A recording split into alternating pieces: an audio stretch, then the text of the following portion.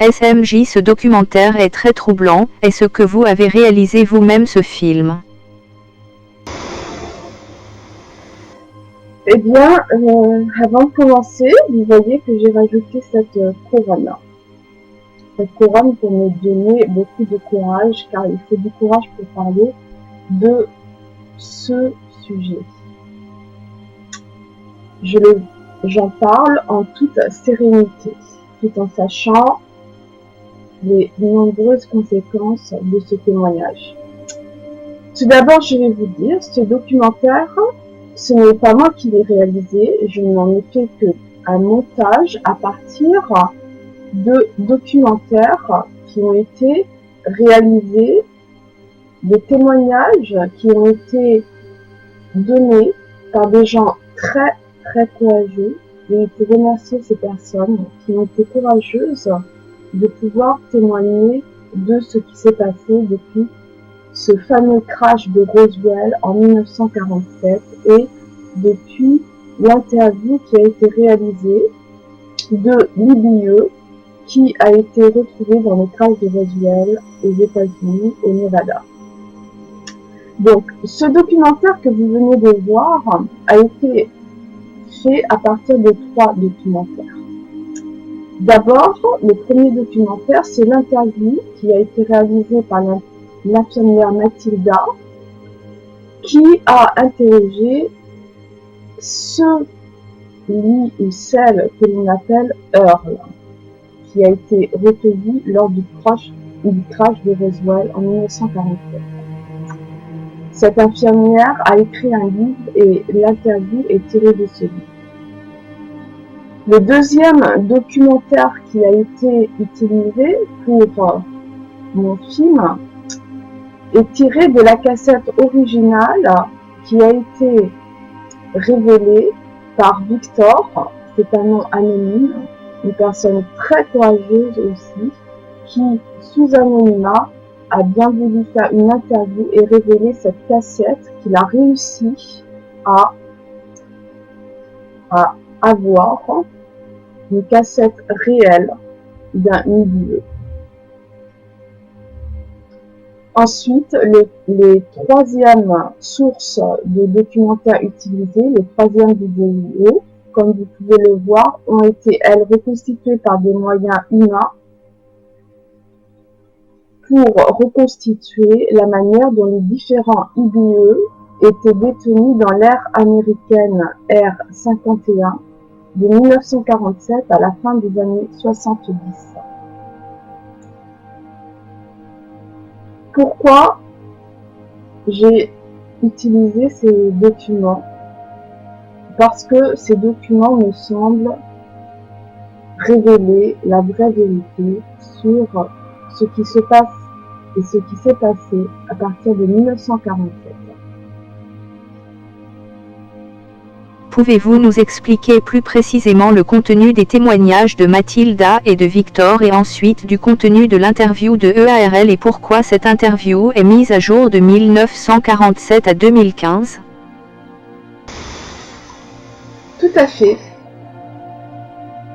L'IBE que vous voyez dans la vidéo de Victor est en fait Earl, le seul IBE qui a été retrouvé après le crash de Roswell.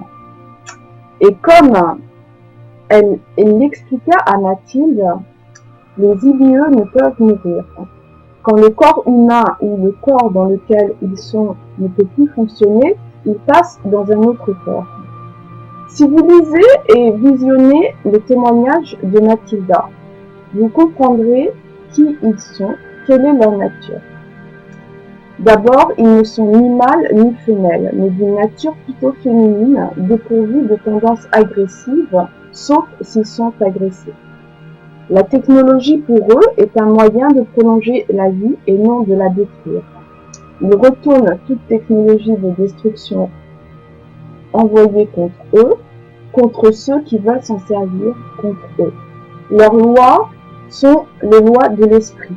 Pas l'esprit du mal, mais l'esprit saint, tel qu'il est décrit dans les écrits saints et expliqué par celui que vous appelez Jésus. Ce qui est réalisé contre eux et redirigé comme un effet de boomerang contre ceux qui voulaient s'en servir contre eux. Le prouver par des moyens humains est pratiquement impossible. D'où les reconstitutions qui ont été faites par des hommes de ce genre de phénomène. Dans les voyages dans l'espace, les IBE n'utilisent pas de corps humains, mais des corps adaptés à l'environnement spatial qui est caractérisé par l'absence de gravité et d'oxygène. Ces corps ne peuvent survivre dans l'environnement terrestre, mais ils peuvent s'incarner dans d'autres corps, un corps humain ou un autre corps, le temps de leur mission sur Terre. Les IBE communiquent par l'esprit, de manière télépathique et aussi par projection d'images qui sont destinées aux hommes qui veulent bien les contacter et qu'ils veulent contacter. Les IBE, je vous le dis, ne sont pas une menace, mais ce sont les hommes qui entre eux sont leurs propres ennemis. Ils peuvent cependant agir pour faire cesser des injustices commises par les hommes sur d'autres créatures, hommes ou non. En fait, avec ces IBE, vous êtes en présence des créateurs créés par le créateur originel de tout ce qui existe, pour lequel ils sont une excroissance spirituelle. Vous pouvez lire dans Isaïe un passage où les êtres humains un jour seront en leur présence, en la présence du Créateur, et l'émotion assortie de peur que la race humaine connaîtra face à cette nouvelle vérité de leurs origines lointaines extraterrestres. Les IBE, êtres spirituels immortels, tels que décrits par Mathilda à partir des conversations qu'elle a eues avec Earl, sont des êtres qui utilisent l'esprit pour faire croître la vie dans l'univers, dans tous les univers. Ils ne sont pas une menace pour la Terre, car Earl a expliqué à Mathilda que la Terre était simplement à la limite de leur passage pour aller au centre du cosmos. Donc la Terre n'est qu'une étape et ils ne sont pas préoccupés par cette planète parce qu'ils ne peuvent vivre en raison de leurs conditions sauf de manière spirituelle sur cette Terre. Voilà l'explication. Maintenant vous allez me dire, l'IBE qui a été filmé par Victor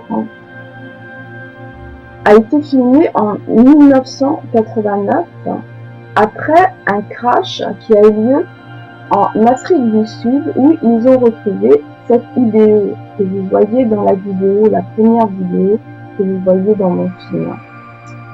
Mais il n'est pas dit que cette IBE n'est pas Earl. Rappelez-vous ce que Earl disait à Mathilda en 1947. Ils ne peuvent pas mourir. Ils passent dans un autre corps. Pourquoi Earl aurait voulu que cette vidéo soit visionnée par les hommes en 1989? À partir de 1989 et de quelques années avant, il est expliqué, et vous le voyez cette fois dans ce passage que j'ai mis dans le film où le président américain Ronald Reagan alerte les Nations Unies de la fin de la coopération entre eux et les IBE. Pourquoi est-ce que les IBE, Earl, seraient intervenus à partir ou seraient intervenus avec d'autres IBE pour mettre fin à cette coopération? Eh bien, Earl l'explique très bien. Toute la technologie qui est donnée ne doit pas l'être à des fins destructrices. Or, Earl s'est craché à l'époque des tests nucléaires dans le Nevada pour enquêter sur les effets radioactifs et pour aussi alerter le monde de stopper l'utilisation des armes nucléaires dans le monde. Pourquoi en 1989, Earl et les IDE ont stoppé leur coopération? Eh bien, cela est visible dès le lendemain du crash de Roswell. C'est visible dès le lendemain du crash de Roswell dans cet article de journal qui a été publié pour empêcher les Américains de s'alerter sur la possibilité d'un crash d'un navire extraterrestre sur Terre où, et là, vous voyez la supériorité des IDE, des entités spirituelles, où il était indiqué que ce n'était finalement pas un crash, mais simplement un ballon météorologique qui est tombé dans ce désert du Nevada. Pour les IDE, le temps n'existe pas. Il a craché en 1947, mais dès le lendemain de 1947, il était indiqué dans le journal un indice qui était destiné aux États-Unis. L'indice est visible dans ce que vous pouvez voir dans mon documentaire. 9 juillet, Iran, Téhéran. C'était un avertissement destiné aux USA de ne pas coopérer sur le plan nucléaire avec cette nation, l'Iran, qui est, vous pouvez le voir même aujourd'hui, n'a qu'un seul objectif, détruire des hommes, détruire une nation. En l'occurrence, détruire Israël, qui contient non seulement des juifs, mais aussi des chrétiens et aussi des palestiniens musulmans. C'était un avertissement pour les États-Unis.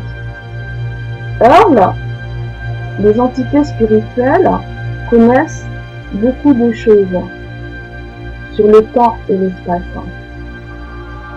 Dès le lendemain du crash, c'est le moyen que Earl avait dit ne coopérait pas sur le plan nucléaire avec des nations qui veulent utiliser le nucléaire pour détruire d'autres nations.